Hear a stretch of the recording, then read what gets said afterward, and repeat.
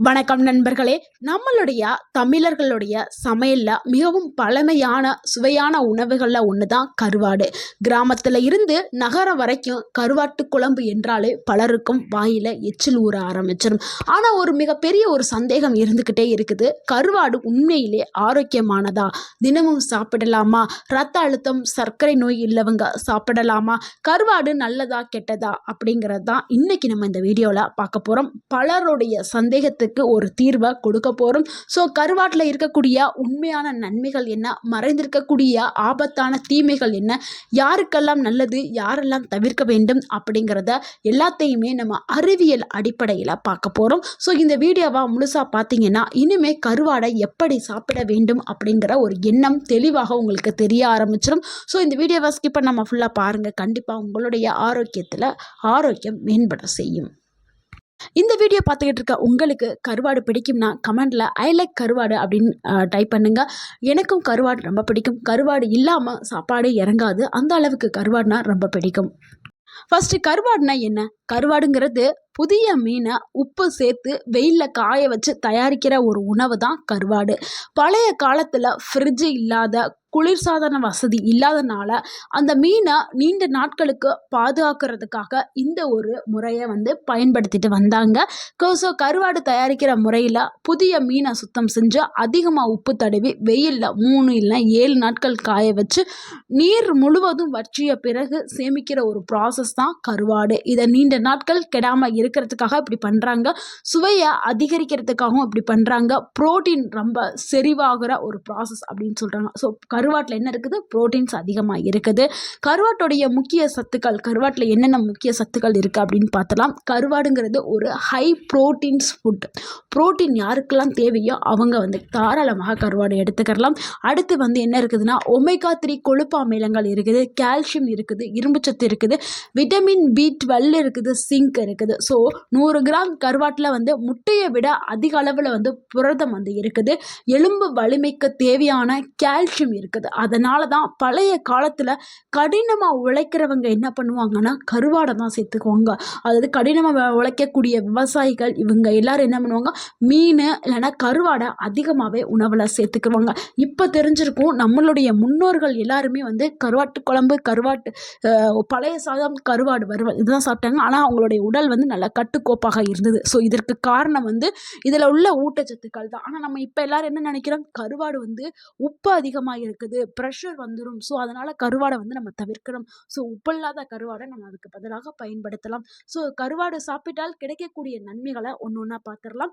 அதில் முதலாவது என்னன்னா தசை வலிமையை அதிகரிக்க செய்யும் கருவாடு. அதாவது நம்மளுடைய மசில்ஸ் எல்லாத்தையுமே வலிமைப்படுத்துறதுக்கு கருவாடு பயன்படுது. புரதச்சத்தம் அதிகமாக இருக்கிறதுனால தசைகள் வலுவாகும். வயது அதிகமானவர்களுக்கு மசில்ஸ் லூஸ் ஏற்படும். அதாவது ஒரு 50-60 வயதில் இருக்கிறவங்களுக்கு என்ன ஆகும்னா மசில்ஸ் எல்லாமே லூஸ் ஆகி அவங்களுடைய தசைகள் எல்லாமே தொங்க ஆரம்பிக்கும். ஸோ அதெல்லாம் நல்லா வலிமைப்படுத்தணும் அப்படின்னா கண்டிப்பாக கருவாடு சாப்பிடலாம். முக்கியமாக 60 வயதுக்கு மேல் உள்ளவர்களுக்கு இந்த கருவாடு உதவியாக இருக்கும். அடுத்து எலும்புகளை பலப்படுத்துறதுக்கு கருவாடு பயன்படுது. கருவாட்டில் கால்சியம், பாஸ்பரஸ் இருக்கிறதுனால மூட்டு வலி, எலும்பு பலவீனம், ஆஸ்ட்ரோபோரோசிஸ் அந்த அபாயத்தை கூட குறைக்கிறதுக்கு கருவாடு பயன்படுது.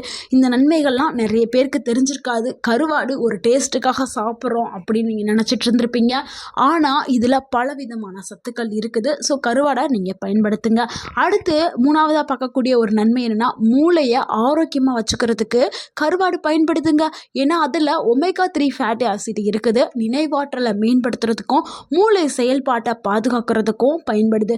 கண்டிப்பாக வயதானவர்கள் கண்டிப்பாக கருவாடை பயன்படுத்தும். ஏன்னா அவங்களுக்கு நினைவாற்றல் கம்மியாக இருக்கும். ஸோ அந்த நினைவாற்றலை அதிகப்படுத்துறதுக்கு இந்த கருவாடு பயன்படுது.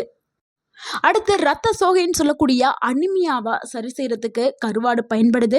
ஏன்னா கருவாட்டில் இரும்புச்சத்து அதிகமாக இருக்குது. இதனால் சோர்வு, தலைச்சுற்றுதல், பலவீனம் இது எல்லாத்தையுமே குறைக்கிறதுக்கு கருவாடு பயன்படுது. நீங்கள் எதிர்பார்த்துருக்கவே மாட்டீங்க, ரத்தத்தை அதிகப்படுத்துதா அப்படின்னு. ஆமாங்க, கருவாடு ரத்தத்தை அதிகப்படுத்துதுங்க. இன்னுமே கருவாடை உங்கள் உணவில் சேர்க்காம இருக்காதீங்க.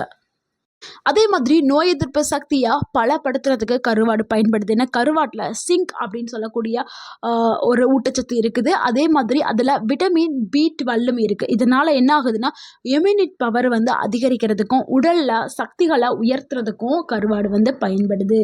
அடடா இவ்வளவு நாள் தெரியாம போச்சே, கருவாடு அப்ப ரொம்ப ரொம்ப நல்லதா அப்படின்னு நீங்க நினைப்பீங்க. நல்லது தாங்க. அதுக்கு பின்னாடி வரக்கூடிய ஆபத்தையும் நம்ம பார்த்துடலாம். கருவாட்டுல மறைஞ்சிருக்கக்கூடிய ஆபத்து என்னன்னா, பலருக்கும் தெரியாமல் செய்யக்கூடிய சில தவறுகள் என்னன்னா, அதிக உப்பு தாங்க. கருவாட்டுல சோடியம் அதிகமா இருக்குது. இதனால என்ன ஆகுது, ரத்த அழுத்தம் அதிகரிக்கும், இதய நோய் அபாயம் வரும், அது நீர் தேங்க ஆரம்பிக்கும். அது என்னன்னா உப்பு நீர் சொல்லுவாங்கல்ல, அது எல்லாமே வர ஆரம்பிக்கும். ஸோ அதிகமான உப்பு ஆபத்தை விளைவிக்கும். அடுத்து வந்து கிட்னி பிரச்சனை இருக்கிறவங்க அதிகமாக சாப்பிட்டால் இன்னமும் அதிக ஆபத்தை ஏற்படுத்திவிடும். அடுத்து ப்ரிசர்வேட்டிவ் பிரச்சனைங்க. சில வியாபாரிகள் என்ன பண்ணுறாங்கன்னா, கருவாட்டில் வந்து கருவாடு கெட்டு போகாமல் இருக்கிறதுக்காக நிறைய கெமிக்கலை சேர்க்குறாங்க. ஆர்டிஃபிஷியல் ட்ரையிங் எல்லாம் செய்ய ஆரம்பிக்கிறாங்க. ஆர்டிஃபிஷியலாக வந்து காய வைக்கிறாங்க. ஸோ இது எல்லாமே என்னென்னா உடலுக்கு தீமையை ஏற்படுத்தக்கூடியது. அதிகமாக சாப்பிட்டா உடல் வீக்கம் ஏற்படும், அமிலத்தன்மை ஏற்படும், செரிமான பிரச்சனையும் வர செய்யும். ஸோ உங்களுக்கு இப்போ ரொம்ப குழப்பமா இருக்கும். என்னடா நல்லதா சொன்னாங்க, இப்போ வந்து தீமைன்னு சொல்கிறாங்களே, அப்போ கருவாடு நல்லதா கெட்டதா அப்படிங்கிறத நம்ம ஃபைனலாக பார்க்கலாம். அதுக்கு முன்னாடி இதை யாரெல்லாம் சாப்பிடலாம், யாரெல்லாம் தவிர்க்க வேண்டும் அப்படிங்கிறத பார்த்துடலாம்.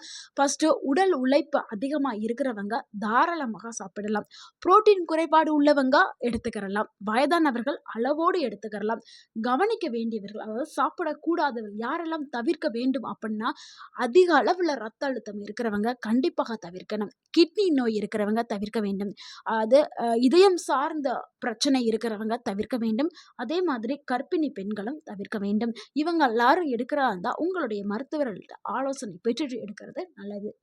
ஸோ கருவாடை சரியான முறையில் சமைச்சா இந்த பிரச்சனைகள் வந்து வராது அப்படிங்கிறத நம்ம பார்த்துடலாம். ஸோ ரொம்ப ரொம்ப முக்கியமான பகுதியே இதுதான். சமைப்பதற்கு முன்னாடி நீங்கள் 2 இல்லை 3 முறை தண்ணீரில் நல்லா கழுவிடணும். அதாவது நீங்கள் சமைக்கிறதுக்கு ஒரு 1/2 மணி நேரத்துக்கு முன்னாடி கூட கருவாடை தண்ணியில் போட்டு ஊற வச்சுருங்க. அப்படி நீங்கள் ஊற வச்சிட்டிங்கன்னா அதில் இருக்கக்கூடிய ப்ரிசர்வேட்டிவ்ஸ் உப்பு எல்லாமே போக ஆரம்பிச்சிடும். ஸோ நல்லா நீங்கள் 1/2 மணி நேரம் ஊற வச்சு நீங்கள் சமைச்சு எடுத்துட்டிங்கன்னா அப்போ என்ன ஆகும், நல்லதாக மாறிடும். அதில் உள்ள கெட்டது எல்லாமே போயிடும். ஸோ அதே மாதிரி நீங்கள் வாரத்தில் 1 இல்லை 2 முறை மட்டுமே நீங்கள் கருவாடை உணவில் சேர்த்துட்டு வந்தீங்கன்னா உங்களுக்கு நல்லது தான். கருவாடு கெட்டதே இல்லைங்க, நல்லது தான் கொடுக்கும். ஸோ எப்படி நீங்கள் உணவில் சமைக்கும் போது என்னென்ன பொருட்கள் சேர்க்கணுமா, வெங்காயம், பூண்டு, தக்காளி இது எல்லாமே சேர்த்து நீங்கள் சமைச்சிங்கன்னா அந்த கருவாட்டில் இருக்கக்கூடிய அந்த சோடியம் இருக்குல்ல, அந்த சோடியம் வந்து பேலன்ஸ் செய்யப்படும். ஸோ என்ன பண்ணுங்க, கருவாடை மட்டும் நீங்கள் வறுத்தோ இல்லை கருவாடை மட்டும் குழம்பு வைக்காமல் வெங்காயம், பூண்டு, தக்காளி, கீரை இந்த மாதிரி உணவுகளை நீங்கள் சேர்த்துட்டிங்கன்னா சோடியம் கண்டிப்பாக பேலன்ஸ் ஆக்கப்படும். நிறைய பேர் என்ன பண்ணுவாங்க, கருவாடை மட்டும் பொரிச்சு சாப்பிடுவாங்க. ஸோ அந்த மாதிரி செய்யாமல் கருவாட்டு குழம்பாவே நீங்கள் வச்சு சாப்பிட்றது ரொம்ப நல்லது. 90% மக்கள் செய்யக்கூடிய மிகப்பெரிய தவறு என்னன்னா, தினமும் சாப்பிட்றது. கருவாடு நல்லது தான், சாப்பிட்டாதான் சாப்பாடு இறங்கும் அப்படின்னாலும் தினமெல்லாம் சாப்பிடக்கூடாது. வாரத்துக்கு 2 முறை எடுத்துக்கிட்டா போதும். அதே மாதிரி எண்ணெய் அதிகமாக ஊற்றி வறுக்க வேண்டாம். உப்பு அது மாதிரி சமைக்கும் போது உப்பு திருப்பி நீங்கள் சேர்க்க வேண்டாம். ஏன்னா ஆல்ரெடி அதிலே உப்பு இருக்கும். உப்பு அதிகமாக சேர்க்க வேண்டாம். அதே மாதிரி தரம் இல்லாத கருவாடை வாங்காதீங்க. ஸோ குவாலிட்டி பார்த்துட்டு வாங்குங்க, அதுதான் நல்லது. நண்பர்களே, இப்போ உங்களுக்கு தெரிஞ்சிருக்கும் கருவாடு நல்லதா கெட்டதா. கருவாடு நல்லது தாங்க. அளவோடு சாப்பிட்டால் நல்லது, அளவுக்கு அதிகமாக சாப்பிட்டால் கெட்டது. எப்போவுமே வந்து அளவுங்கிறது ரொம்ப ரொம்ப முக்கியம். சரியான முறையில் சாப்பிட்டா உங்கள் உடலுக்கு தசை வலிமை கிடைக்கும், எலும்புகளுக்கு ஆரோக்கியம் கிடைக்கும், உடலுக்கு சக்தி கிடைக்கும். ஸோ சரியான முறையில் நீங்கள் எடுக்கும் பொழுது அனைத்து விதமான நன்மைகளும் உங்களை வந்து சேரும். ஸோ சரியான முறையில் சாப்பிட்றது தான் நல்லது. ஸோ இந்த வீடியோ உங்களுக்கு பயனுள்ளதாக இருந்திருந்தால் இந்த வீடியோக்கு ஒரு லைக் பண்ணுங்கள். இந்த வீடியோவை உங்களுடைய ஃப்ரெண்ட்ஸ் அண்ட் ஃபேமிலிக்கு ஷேர் பண்ணுங்கள். மறக்காமல் நம்ம சேனலை சப்ஸ்கிரைப் பண்ணுங்கள், சப்போர்ட் பண்ணுங்கள், கமெண்ட் பண்ணுங்கள். தேங்க்யூ ஃபார் வாட்சிங்.